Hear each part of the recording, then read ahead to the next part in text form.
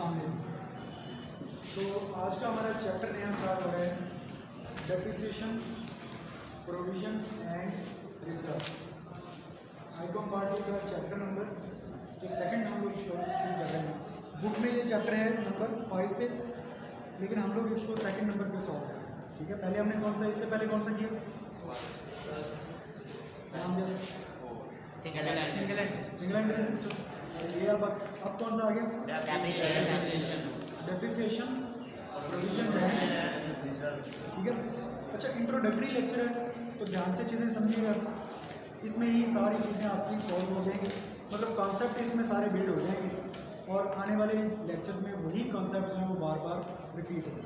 वैसे तो डेप्रिसिएशन की डेफिनेशन आप लोगों ने आइकॉन पार्ट 1 में पढ़ी हुई है, लेकिन आज हम लोग उसको थोड़ा सा ज़्यादा डिटेल में पढ़ेंगे, ज़्यादा एक्सप्लेन करेंगे कि डेप्रिसिएशन क्या होती है और इसकी रीजंस क्या होती हैं और इसको हमने आगे कैलकुलेट कैसे करना होगा। ये सारी चीज़ें इस चैप्टर में आएंगी। ठीक है, तो व्हाइट बोर्ड पे चलते हैं। डेप्रिसिएशन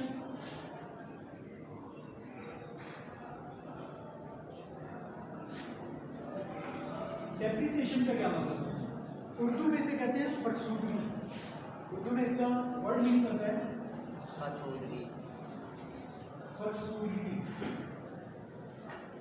ठीक है, अब जनरल इसको हम लोग अकाउंटिंग में इसका जनरल मीनिंग क्या होता है, इसका क्या मतलब क्या है? डेप्रिसिएशन का ट्रीटमेंट भी आप लोगों ने पढ़ा हुआ है जब हम लोग पिछला चैप्टर भी कर रहे थे, आइकॉन पार्ट में भी आया था। जब आप लोग फाइनल अकाउंट पढ़ रहे थे तो वहाँ पर तो इसका बहुत ज़्यादा इस्तेमाल हुआ। तो डेप्रिसिएशन बेसिकली आप लोगों ने पढ़ा होगा, इसका ताल्लुक होता है फिक्स्ड एसेट्स के साथ। ठीक है, फिक्स्ड एसेट्स के साथ इसको हम लोग यूँ सादा लफ्ज़ों में अगर हम इसको बयान करें तो ये होता है कि जब आप कोई फिक्स्ड एसेट लेते हो। अच्छा, फिक्स्ड एसेट क्या होता है?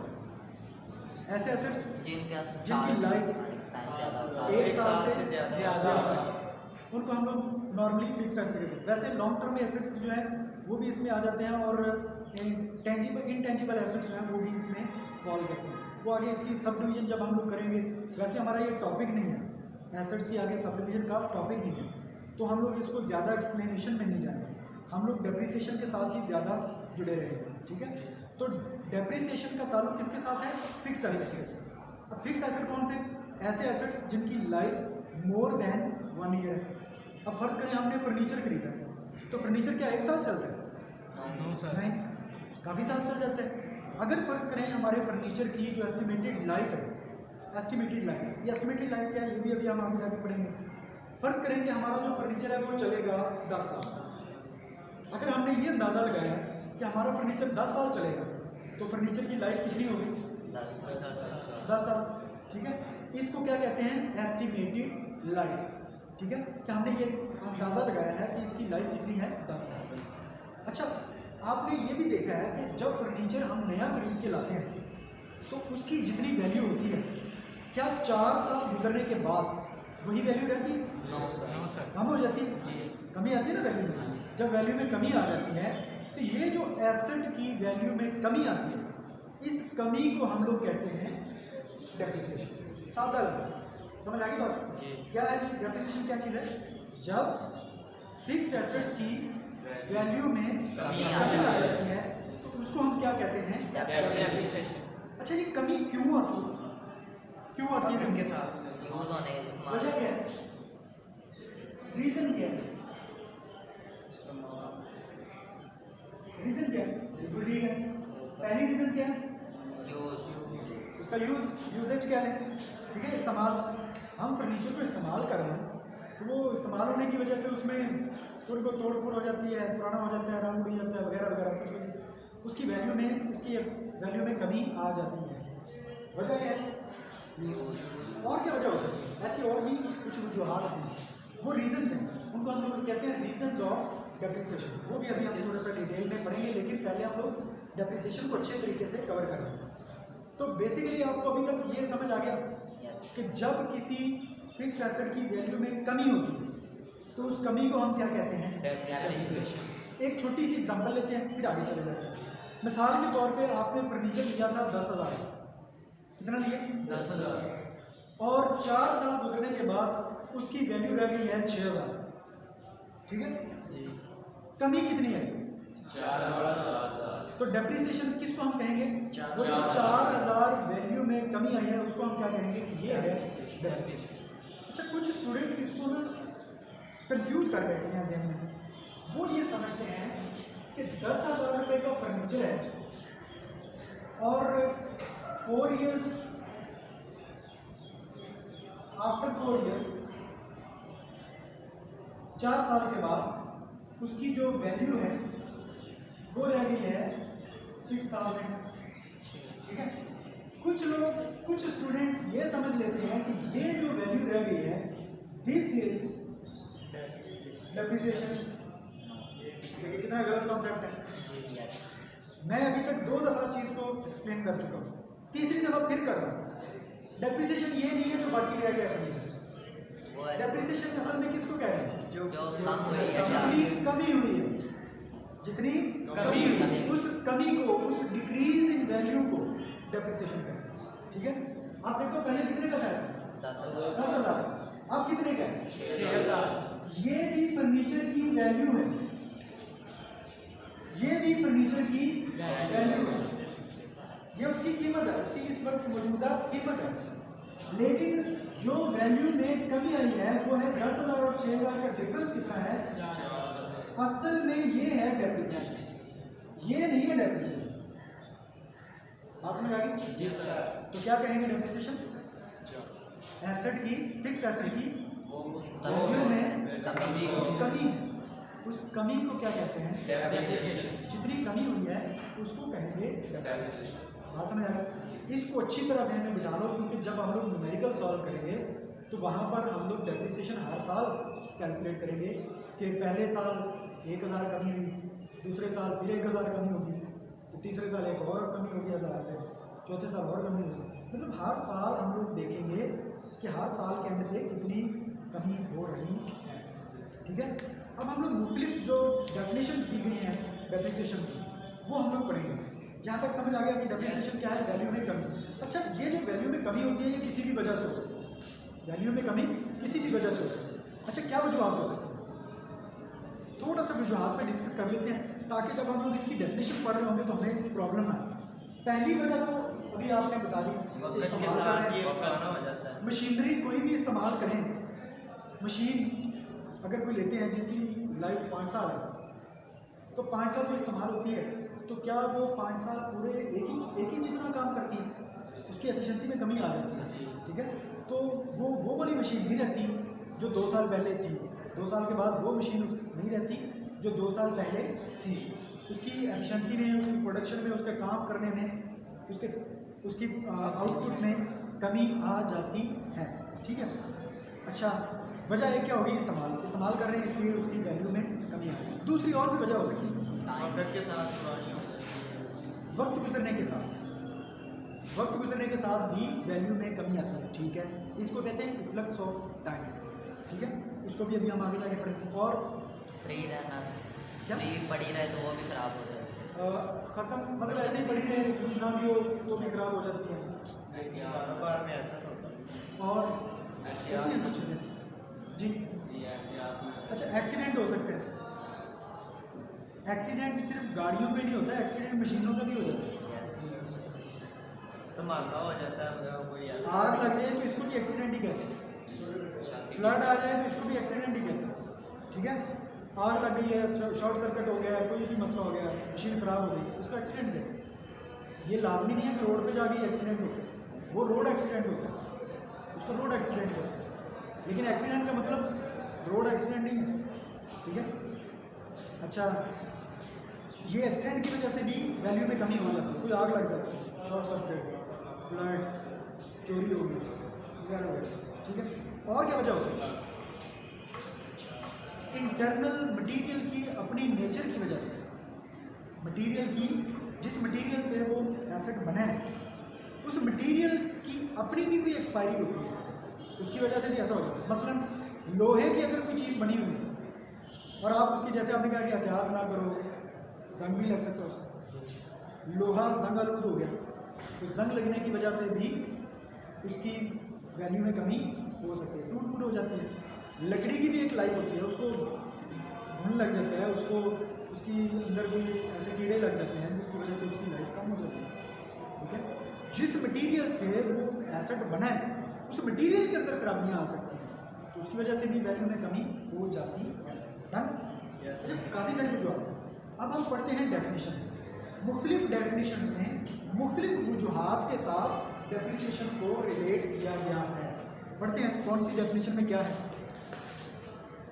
आपके पास है जी डेफिनेशन, पेज नंबर क्या था, 235 या 215? 215 ये जो 217, इस बुक में 217 है, कुछ में 215 है। चलें 217। अब देखिए यहाँ पर कुछ बोल्ड वर्ड्स में डेफिनेशन इसकी दी गई है। मुख्तलिफ डेफिनेशन हम पढ़ते हैं, समझने की कोशिश करते हैं कि ये डेप्रिसिएशन का असल में मकसद क्या है, डेप्रिसिएशन का मीनिंग क्या है, मतलब क्या है। ठीक है, पहली डेफिनेशन देखें, लिखी हुई है, depreciation is the gradual decrease in the efficiency of an asset. क्या मतलब है जी इसका, तर्जुमा क्या है इसका? Depreciation is the gradual decrease. Depreciation क्या है? एक मुसलसल कमी है। ग्रेजुअल का मतलब होता है स्टेप बाय स्टेप, मुसलसल कंटिन्यूस क्या है। ठीक है, यानी कि मुसलसल तो कमी हो रही है। डिक्रीज का मतलब क्या होता है? डिक्रीज कमी, ग्रेजुअल मुसलसल। ये नहीं है कि एक साल एसेट की वैल्यू में कमी हुई है, दूसरे साल नहीं हुई, तीसरे साल फिर नहीं हुई, चौथे साल फिर कमी हो गई, ऐसा नहीं है। ये डेप्रिसिएशन क्या होती है? हर साल मुसलसल कमी हो रही है। अच्छा, ये भी इसका मतलब नहीं है कि एक साल एसेट की वैल्यू में कमी हुई, दूसरे साल इजाफा हो गया, तीसरे साल फिर कमी हुई, चौथे साल फिर कमी हुई, पाँचवें साल फिर कमी हुई, छठे साल जनाब फिर इजाफा हो गया। तो ऐसा नहीं होता। डेप्रिसिएशन में क्या होता है? डेप्रिसिएशन में मुसलसल कमी ही होती है, एसेट की वैल्यू में इजाफा नहीं होता। अगर सही करवा लिया जाए तो फिर वो कैसे रिपेयर का कॉन्सेप्ट आएगा इसमें। लेकिन रिपेयर से आप देखें उसकी लाइफ में इजाफा हो भी सकता है और नहीं भी हो सकता। दो तरह की रिपेयर होती है। ठीक है, उनको हम लोग आगे जाके इसी चैप्टर में आगे जाके थोड़ा सा डिफ्रेंशिएट करेंगे। ठीक है, लेकिन आम रिपेयर जो होती है वो सिर्फ उस मशीन को चालू हालत में रखने के लिए होती है, उससे उसकी लाइफ में या वैल्यू में इजाफा या कमी नहीं होती। हम यहाँ पर जो रिपेयर लेंगे उस रिपेयर से हम लोग ये मतलब लेंगे कि ये जर्नल रिपेयर है, इससे उसकी वैल्यू पे कोई फर्क नहीं पड़ता। ठीक है, अच्छा समझ आ गई बात कि डेप्रिसिएशन में एक शर्त है, ये शर्त है कि मुसलसल कमी होगी, एसेट की वैल्यू में इजाफा नहीं होगी। समझ आ गई बात? अच्छा, आपको इजाफा हो सकता है ना, ऐसा वैसे पॉसिबल तो है, कुछ एसेट्स की वैल्यू साल बाद बढ़ जाती है, होता है ऐसा? कोई मिसाल है? महंगाई हो जाए, चीज़ें महंगी हो जाए। मैंने अगर फ़र्ज़ करें एक 70 बाइक ली थी आज से 4 साल पहले, उस वक्त तो वही होगी 70,000 की, मिसाल के तौर पर, लाजमी नहीं है 70 की हो 4 साल पहले, ऐसे एग्जांपल दें। उस वक्त मैंने ली थी 70,000 4 साल पहले, अब वैल्यू कितनी होगी? 70 की है तो 1,34,000। अब वो जो मेरी 70,000 की बाइक थी, अब मैं उसको बेचना चाह रहा हूँ, वो जनाब कितने में बिक रही है? 80,000 में बिक रही है। तो एसेट मैंने 4 साल इस्तेमाल भी किया, लेकिन उसके बावजूद उसकी वैल्यू में इजाफा हो गया। ठीक है, तो ये क्या सीन है भाई? एसेट की वैल्यू में इजाफा हो जाता है, लेकिन हम लोग डेप्रिसिएशन जब पढ़ रहे हैं तो डेप्रिसिएशन का मतलब ये है कि gradual decrease in the value, मुसलसल कमी को हम लोग नोट कर रहे हैं। अगर इजाफा भी हो रहा है हम उसको नोट नहीं करेंगे, हम उसको नोट नहीं करेंगे। अगर करेंगे तो फिर वो डेप्रिसिएशन नहीं रहेगी, फिर वो कंसेप्ट चेंज हो जाएगा। उस कंसेप्ट का नाम है फ्लक्चुएशन। ठीक है, अब ये नया चीज़ आ गई, आप लोग सोच रहे हो ये क्या चीज़ आ गई? अब फ्लक्चुएशन क्या चीज़ है? फ्लक्चुएशन भी एक कॉन्सेप्ट है, डेप्रिसिएशन भी एक कॉन्सेप्ट है, लेकिन डेप्रिसिएशन में शर्त क्या है? डिक्रीज। हम लोग मुसलसल डिक्रीज को ही नोट कर रहे हैं। अगर एसेट की वैल्यू में इजाफा हो रहा है तो होता रहे, हम लोग उस इजाफे को नोट नहीं करेंगे। समझा गई बात?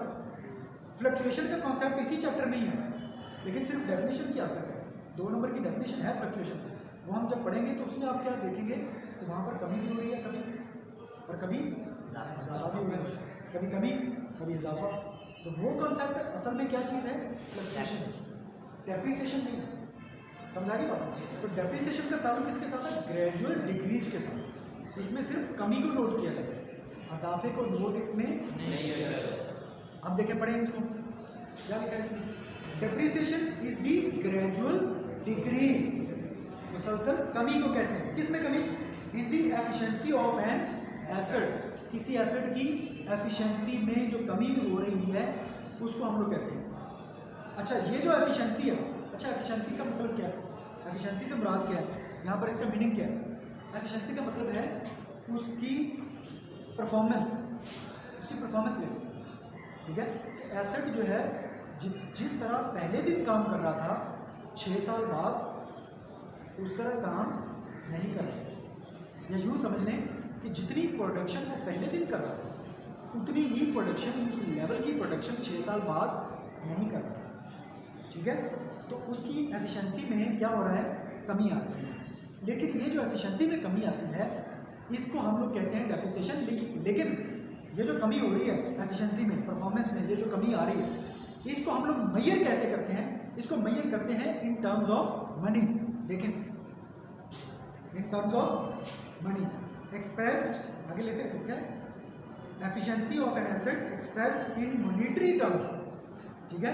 हम ये नहीं कह सकते कभी पहले दिन एसेट चल रहा था, मुसलसल चल रहा था, जब मुसलसल चलाते थे तो 12 घंटे चलता था, लेकिन 6 साल अब गुजर चुके हैं।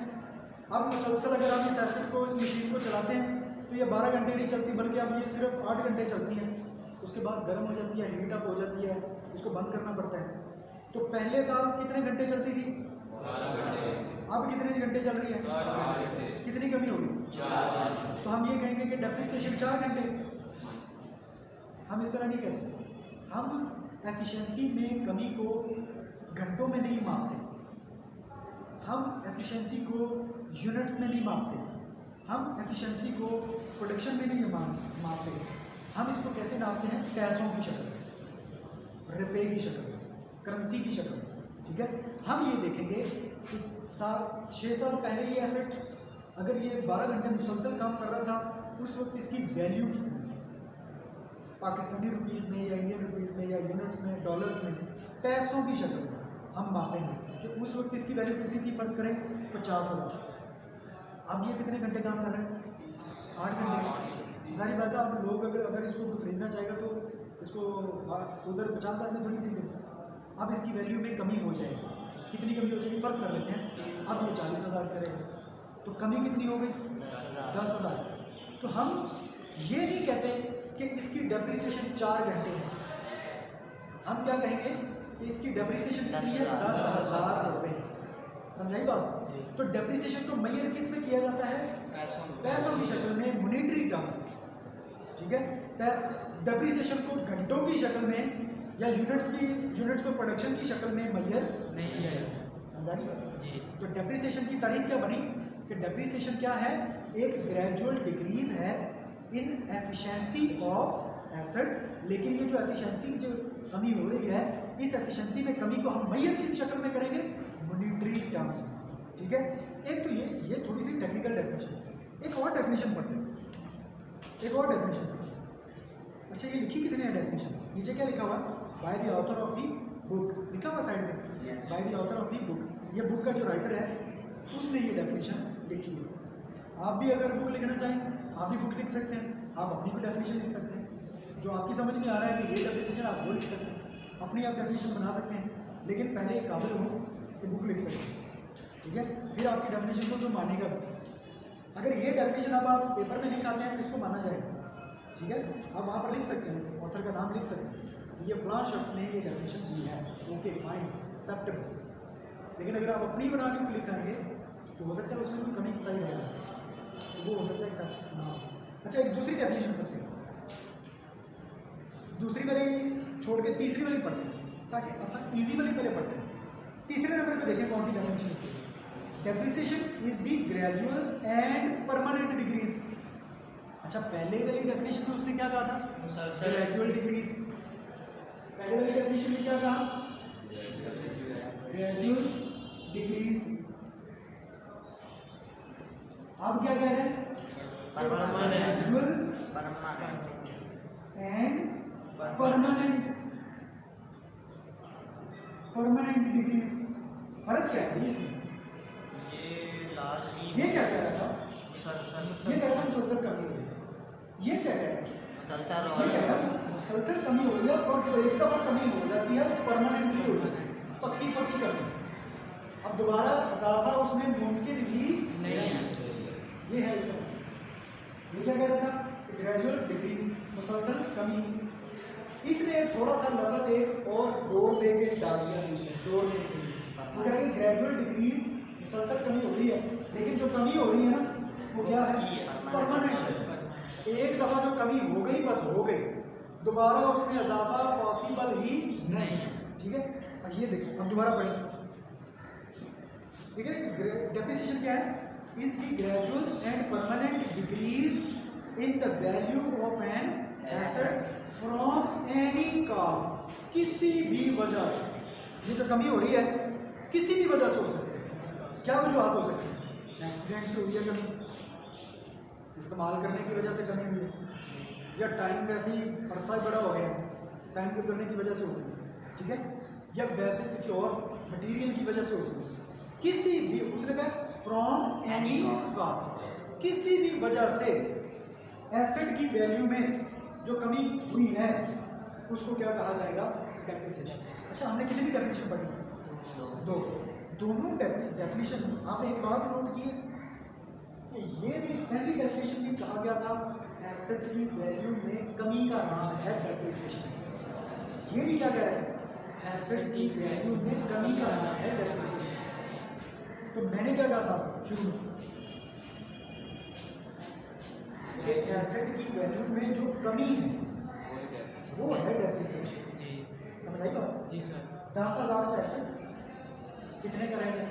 6,000। कमी कितनी है? 4,000। ये उस कमी के बारे में सारी तारीफ है। हर तारीफ वाला ये कह रहा है decrease in the value of asset, decrease in the value of asset. कुछ लोग साथ लगा रहे हैं ग्रेजुअल डिक्रीज, कुछ लगा रहे हैं ग्रेजुअल एंड परमानेंट डिक्रीज। समझ आ रही बात? लेकिन डिक्रीज की ही बात हो रही है। समझ आ रही? आगे चले, एक और डेफिनेशन पढ़ते हैं, एक और डेफिनेशन पढ़ते हैं। अच्छा, अब ये हमने किस ऑथर की पढ़ी थी? कार्टर। एंड में क्या लिखा होगा? कार्टर। कार्टर ने ये लिखी। अच्छा जी, एक और डेफिनेशन पढ़ लेते हैं। आखिरी पढ़ लें, आखिरी वाली, यस लास्ट वाली। लास्ट वाली क्या लिखी है? Depreciation is the reduction in value of a fixed asset. क्या लिखा है? Reduction Reduction in the value of a fixed asset. Value of fixed asset. तो हम लोग भी शुरू में यही कह रहे थे कि एसेट, जिस एसेट की बात हो रही है वो कौन सा है? Fixed asset. रिडक्शन का क्या मतलब? रिडक्शन, निकाल। रिडक्शन किसे कहते हैं? रिड्यूस, कमी। डिक्रीज का मतलब क्या होता है? कमी कमी। रिड्यूस का मतलब क्या होता है? कमी। बात वहां पर आ गई यस जो हम शुरू में कर गए हैं कि ये बेसिकली डेप्रिसिएशन है क्या चीज? वैल्यू में कमी। कौन से एसेट में? फिक्स्ड Fixed फिक्स्ड एसेट की वैल्यू में कमी। अच्छा, इस बंदे ने क्या किया है? इसने सिर्फ क्या किया है? अल्फाज चेंज कर दिए। इसने डिक्रीज की जगह पे लफ्ज नया लिया है, रिडक्शन। तो भाई रिडक्शन का तर्जमा भी कमी, डिक्रीज का तर्जमा भी कमी है। तो कमी किस में? कमी वैल्यू में। वैल्यू में कमी। किसकी वैल्यू में कमी? Fixed asset. लेक्चर के शुरू से हम यही तो कह रहे हैं कि ये जो फिक्स्ड एसेट होते हैं इनको हम लोग जब इस्तेमाल करते हैं कारोबार में, जब कारोबार करते हैं तो इनकी वैल्यू में कमी होती है। तो यही बात तो हम कर रहे थे। अच्छा, इसने थोड़ी सी बात की है, इसने भी थोड़ी सी बात किया, और ये जो हम पढ़ने लगे हैं तीसरी डेफिनेशन, इसमें भी थोड़ी सी बात हो रही है। लेकिन बात असल में वही हो रही है कि फिक्स्ड एसेट की वैल्यू में कमी, इसको कहते हैं डेप्रिसिएशन। कॉन्सेप्ट वही है, अल्फाज थोड़े थोड़े डिफरेंट। पढ़े हम इसको और आगे, और पढ़ते हैं आगे। इससे ऊपर वाली इससे ऊपर वाले में क्या है वो भी पढ़ेंगे, पहले आखिरी पढ़ के फिर वापस जाएंगे, जो रह जाएगी उसको भी हम पढ़ेंगे। मैं चाहता हूँ कि पहले सौखे सौखे और इजी अल्फाज आप लोगों के जहन में बैठ जाए, ताकि डेफिनेशन का कॉन्सेप्ट समझ आ गया। फिर हम लोग मुश्किल डेफिनेशन भी पढ़ेंगे तो आपको समझ आएगी उसको, पढ़ेंगे सारी। अच्छा, अगली डेफिनेशन क्या है? नहीं, अभी ये वाली खत्म नहीं हुई। डेप्रिसिएशन क्या कह रहे हैं? ये कह रहे हैं कि depreciation is the reduction in value, कमी है वैल्यू में, ऑफ ए फिक्स्ड एसेट, एक fixed asset, occasioned by physical wear and tear, यानी कि इसके इस्तेमाल में आने की वजह से, ऑब्सोलेंस और द पैसेज ऑफ टाइम। ये जो वैल्यू में कमी हो रही है किस वजह से हो रही है? पहली रीजन उसने लिखी wear and tier. Wear and tier किसे कहते हैं? वियर एंड टियर कहते हैं जो जब ये चीज़ आप इस्तेमाल करते हो, फर्नीचर आप इस्तेमाल करते हो, तो इसके अंदर ये मटेरियल इस्तेमाल होने की वजह से टूट का शिकार हो जाता है। मशीन आप चलाते रहे उसके अंदर पुर्जे इस्तेमाल होके घिस जाते हैं और आहिस्ता आहिस्ता टूट का शिकार हो जाते हैं।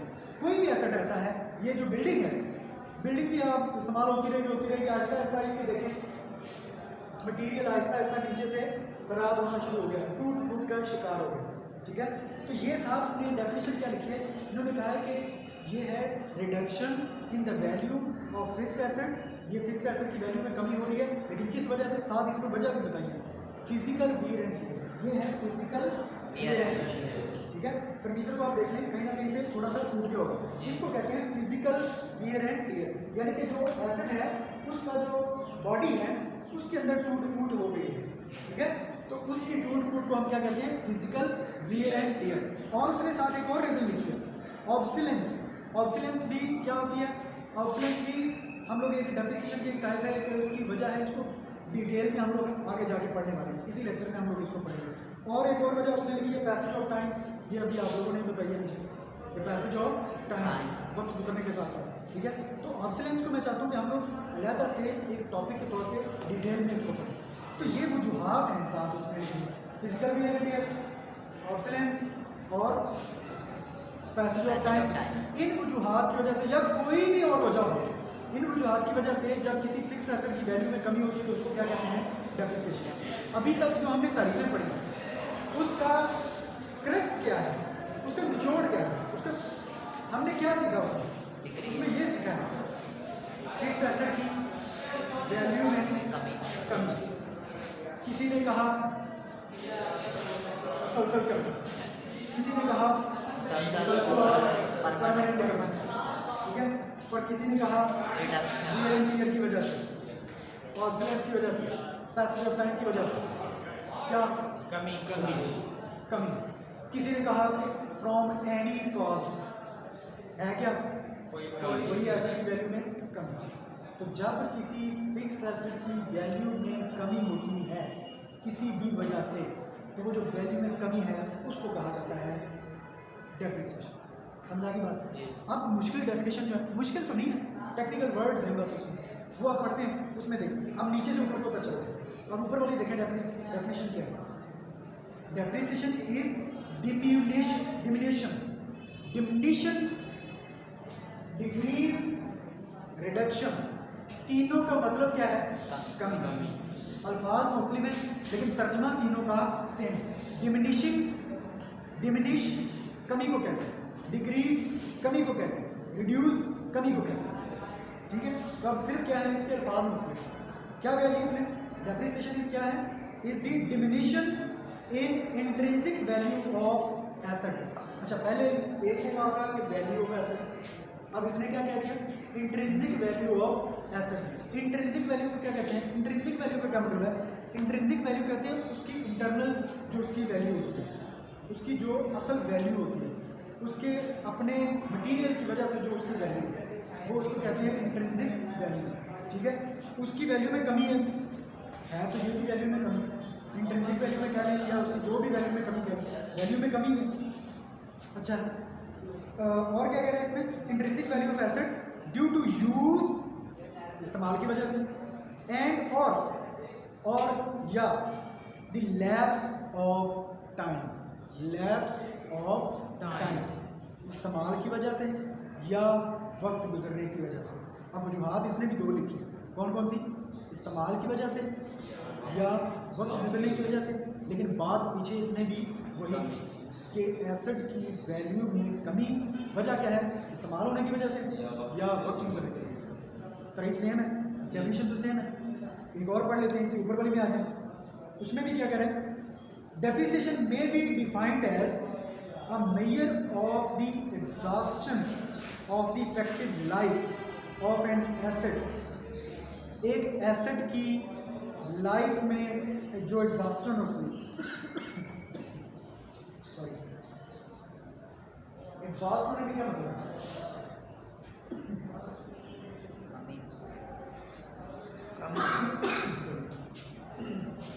एग्जॉस्ट होना ये भी खत्म होने को कहते हैं, ठीक है। एग्जॉस्ट हो गया मतलब खत्म हो गया, ठीक है। एग्जॉस्शन इसको भी कहते हैं खत्म होना, कम होना। तो इसके मतलब इसका भी वही बनता है, exhaustion in the life of acid, acid की लाइफ का खत्म होना, यानी कि आहिस्ता आहिस्ता एसिड क्या हो रहा है, डिक्रीज, खत्म हो रहा है, ठीक है। तो exhaustion in the life of N acid, acid की लाइफ एग्जॉस्ट हो गई, खत्म हो गई, ठीक है। तो बेसिकली ये भी उसी चीज़ को ही डील कर रहा है, कमी, एसिड में कमी हो रही है। Effective life of N acid. अच्छा, लाइफ में एसिड की लाइफ या एसिड की इफेक्टिव लाइफ का क्या मतलब? इफेक्टिव लाइफ का क्या मतलब? इफेक्टिव लाइफ का मतलब होता है तासरा जिंदगी। नहीं, जितनी हम लोगों ने अगर एक एसिड खरीदा है, मशीन खरीदी और हम कहते हैं कि यार हम लोग इसको चलाएंगे 10 साल, 10 साल के बाद हम लोग क्या करेंगे, इसको बेच देंगे, चाहे ये काम करने के लायक हो या ना, हम इसको बेच देंगे। अब हमारे पास उसकी लाइफ, हमें पता है कि हमें जितनी प्रोडक्शन चाहिए, जितना हमें इससे काम चाहिए, वो सिर्फ ये 10 साल ही कर सकते हैं, ठीक है। तो हम चाहते हैं कि ये 10 साल तक हमारे पास रहे। अब हमारे पास इसकी जो इफेक्टिव लाइफ है वो कितनी हो गई, 10 साल। कि हमारे काम का ये कितने साल तक रहेगा, 10 साल। अच्छा, लाजमी नहीं है कि 10 साल बाद वो मशीन बिल्कुल डेड ही हो जाए, वो मशीन कोई और छोटे कारोबार वाला लेके जा सकता है, वो थोड़े काम से भी काम चला सकता है, ठीक है। वो सेकेंड हैंड के तौर पर खरीद के ले जा सकते हैं। जैसा कि पाकिस्तान में आप लोगों ने देखा है कि शुरू में बसें आती थी, पुरानी बसें, उनकी इफेक्ट वो दूसरे मुल्कों से हम लोग मंगवाते थे, इम्पोर्ट करते थे। इम्पोर्ट जब करते थे तो असल में वो दूसरे मुल्कों में पहले चल चुकी होती, उधर इस्तेमाल हो चुकी होती, उधर उनकी लाइफ उनके हिसाब से जितनी लाइफ थी वो ख़त्म हो चुकी। उन्होंने बाद में छोटे मुल्कों को, दूसरे मुल्कों को, या जिन मुल्कों के पास बसें नहीं हैं या जिनको ज़रूरत है वो उनको बेच देते हैं। अब हमारे पास वो बसें आ गई, हमारे पास रोड्स की कंडीशन प्लस हमारी जो जितनी भी जो हमारी मुल्क की फाइनेंशियल कंडीशन या उस वक्त हमारी जो ज़रूरत थी उसको पूरा करने के लिए हमें बसें चाहिए थी, चाहे वो 80 किलोमीटर की घंटा की रफ्तार से ही दौड़े, 60 किलोमीटर की घंटा की रफ्तार से दौड़े, हमारे काम की हैं, हम चला रहे हैं। लेकिन उन मुल्कों में वो अगर कोई डेवलप कंट्री था तो वहाँ पर बस चलती है, फर्ज करें वो चाहते हैं कि हमारी 100 किलोमीटर से बस अगर नीचे चले हमारे काम की नहीं, तो वो क्या, वहाँ पर उसकी लाइफ क्या हो गई, खत्म, इफेक्टिव लाइफ वहाँ पर खत्म, वो हमें बेच दिया हमने।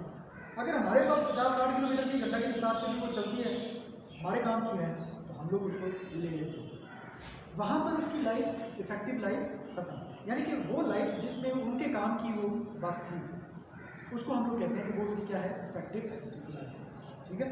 तो इसी तरह फर्ज करें यहाँ पर लैपटॉप्स की मैं एग्जाम्पल दूँ, ये बेस्ट है आप लोगों के लिए इस वक्त, आप लोग इस दौर में यूज्ड लैपटॉप्स दूसरे मुल्कों से आते हैं इस्तेमाल शुरू करते हैं, वहाँ पर कोई आप लोगों को पता है ये जी इस वक्त Core i5 है, i5 जनरेशन है, Core i5 है और ये 4th जनरेशन है। अब जनरेशन का मतलब है कि वो उसका मॉडल क्या है, ठीक है। मॉडल तो आ चुके हैं, 11वां मॉडल i5 का 11वां मॉडल भी आ चुका है, लेकिन हमारे पास इस वक्त कौन सा पहुँचा है, 4था मॉडल, i5 का 4था मॉडल पहुँचा है। वो दूसरे मुल्कों में इस्तेमाल होता है, उस वक्त वहाँ पर वो काम देता था, ठीक है। अब हमने खरीद लिया, हमने खरीदा, मैं फर्ज करो मैंने वो खरीद लिया, i5 4th जनरेशन मैंने खरीद लिया, मेरे लिए तो वही वो काम का है, मैंने खरीद लिया। क्यों खरीद लिया, मैंने MSc IT में एडमिशन ले लिया। अब मैं जनाब मेरे शुरू में तो वो काम का था, मैं चलाता था, बाद में क्या हुआ, मैं उसमें सॉफ्टवेयर अब मैंने रखने हैं, उसमें मैंने लैंग्वेजेस सीखनी है, मैंने सॉफ्टवेयर डेवलप करने हैं, तो मुझे हैवी सॉफ्टवेयर उसके अंदर इंस्टॉल करने पड़ गए। अब मैंने ये हैवी सॉफ्टवेयर उसके अंदर इंस्टॉल किया, तो लैपटॉप साहब जो थे उनका प्रोसेसर इतना अच्छा नहीं था, रैम इतनी अच्छी नहीं थी, हैवी नहीं थी, वो लैपटॉप जो है वो स्लो हो गया। अब मैं उस पर काम करता हूँ, बैठा रहता हूँ, एक बार कमांड देता हूँ, बैठ जाता हूँ, वो प्रोसेसिंग हो रही है, चल रहा है, वो पूरा होता है काम, फिर मैं प्रोसेसिंग, फिर मैं कमांड देता हूँ, कुछ करता हूँ, फिर मुझे वेट करना, क्या वो मेरे काम का मेरे काम का वो नहीं करता। मेरे पास 2 साल के लिए था, लेकिन 1 साल के अंदर ही वो उसकी लाइफ, इफेक्टिव लाइफ मेरे पास ख़त्म हो गई। अब है मेरा एक छोटा भाई है, वो सिंपल कोई FA BA कोई इस तरह की चीज़ कर रहा है, मैंने कहा यार ये मेरे काम का नहीं है, क्या वो लैपटॉप जो डेड हो गया, क्या वो बिल्कुल काम का नहीं रहा है, वो काम वो चलता है, वो 4th जनरेशन वाला काम दे रहा है लेकिन मेरे काम का नहीं। मैंने वही लैपटॉप उठाया, उसमें से वो सॉफ्टवेयर डिलीट किए, वो ख़त्म किए जो जिनकी वजह से वो हैवी हो गया था और वो स्लो हो गया था। मैंने वही इस लैपटॉप दिया अपने भाई को। भाई साहब ने सिर्फ क्या करना होता है, social media surfing, net check चला लिया या कुछ और छोटा मोटा काम, कोई वर्ड एक्सेल पावर पॉइंट इस्तेमाल करना होता है, बस छोटे मोटे सॉफ्टवेयर। उसके लिए उसके पास वो टकाटक चल रहा है, ज़बरदस्त चल रहा है। समझ आ रही है बात? तो इफेक्टिव लाइफ का मतलब है जब तक वो मेरे काम का था, जब तक वो मेरे लिए काम करेगा, मैं उससे काम ले सकता हूँ जितने साल तक, वो उसकी कहलाती है इफेक्टिव लाइफ। इसके बाद ये मतलब नहीं है कि ये बिल्कुल डेड हो जाए।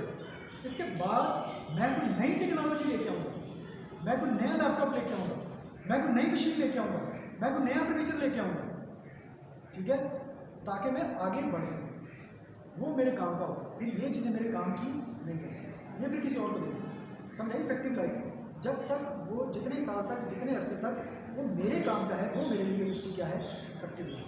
ठीक है, ओके जी, काफ़ी इतना डेफिनेशन हमने पढ़ ली। अब हम लोग इंशाल्लाह ताला नेक्स्ट लेक्चर में इसके स्केच बनाएंगे, ठीक है, और स्केच बना के हम लोग इसका छोटा छोटा न्यूमेरिकल सॉल्व करना शुरू करेंगे। कोशिश करेंगे कि हम लोग कल तक हम लोग स्केच इसका बना लें। Thank you very much.